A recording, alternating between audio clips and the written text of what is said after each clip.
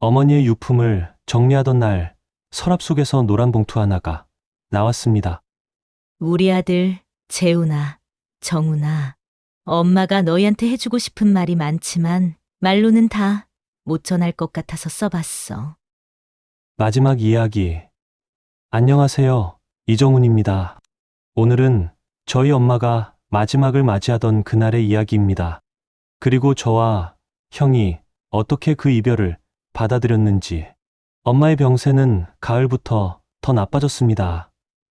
항암 치료에 대한 반응이 줄었고 통증도 잦아졌습니다. 그러던 어느 날 엄마는 입원을 거부하셨어요. 병원보단 집이 좋아. 마지막까지는 너희들 얼굴 보면서 있고 싶어. 그래서 우리는 요양간호사 도움을 받아 엄마가 계신 방을 조금씩 정리해드렸습니다. 벽지엔 은은한 꽃무늬를 덧대고 햇살이 잘 드는 창가엔 예전처럼 화분들을 두고 침대 옆엔 스탠드를 놨죠. 밤마다 형이 직접 불을 꺼드렸어요. 엄마는 가끔 그 불빛을 바라보며 말했어요. 이제 괜찮아. 엄마는 무섭지 않아. 우리는 그 말이 너무 슬펐습니다. 괜찮다고 말하는 엄마의 목소리가 점점 더 작아지고 있었거든요. 마지막 일주일, 엄마는 거의 식사를 못 하셨어요.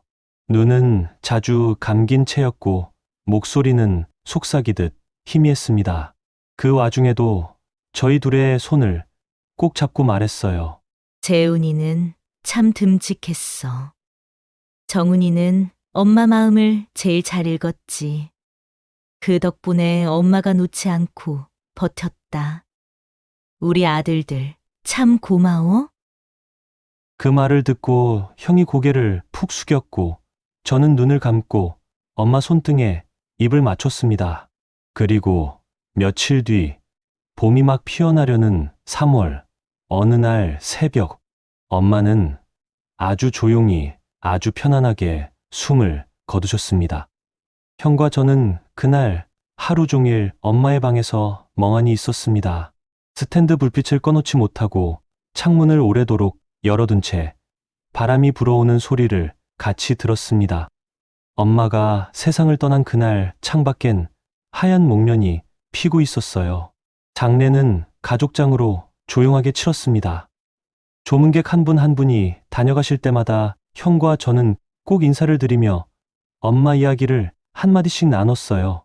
저희 엄마는요, 정말 조용히 사신 분인데, 마지막 몇 년은 진짜 행복하게 사셨습니다. 어머니의 유품을 정리하던 날 서랍 속에서 노란 봉투 하나가 나왔습니다. 형의 이름 그리고 제 이름이 각각 적힌 편지. 우리 아들 재훈아, 정훈아, 엄마가 너희한테 해주고 싶은 말이 많지만 말로는 다 못 전할 것 같아서 편지를 써봤어.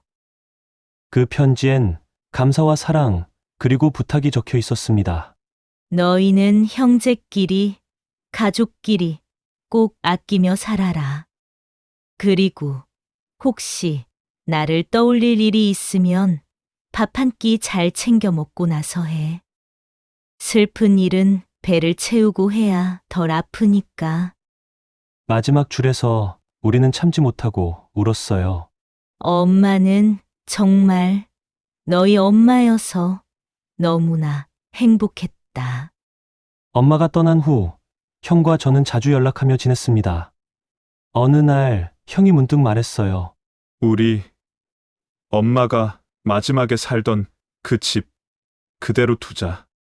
화분도 스탠드도 가끔 들러서 물도 주고 불도 켜고. 저는 고개를 끄덕였습니다. 그곳은 우리에게 남겨진 엄마의 마지막 자리였으니까요. 사람은 누구나 마지막을 맞이합니다. 그 마지막이 아프지 않으려면 그 전의 삶이 온전해야 하더라고요. 엄마는 긴 세월 참고 견딘 끝에 비로소 자기 마음 따라 살아보았고, 그게 엄마가 남긴 가장 따뜻한 마지막 인사였는지도 모르겠습니다.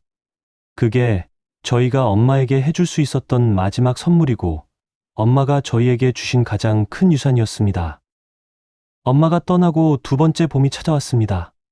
창밖엔 여전히 목련이 피고 햇살은 부드럽게 마당을 감싸네요.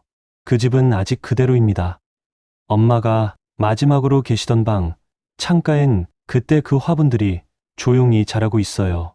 형과 저는 매달 번갈아 가며 집에 들러 청소도 하고 화분에 물을 주고 스탠드 불을 한 번쯤 켰다가 조용히 끄곤 합니다.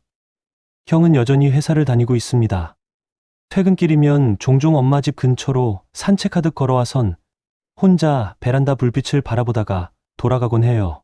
형수는 형보다 먼저 집안 정리를 마쳤고 조카들은 엄마가 남긴 동화책을 보며 종종 질문을 합니다. 아빠, 할머니는 왜 혼자 살았어? 왜 병원에 오래 있었어? 그 물음에 형은 말하곤 해요.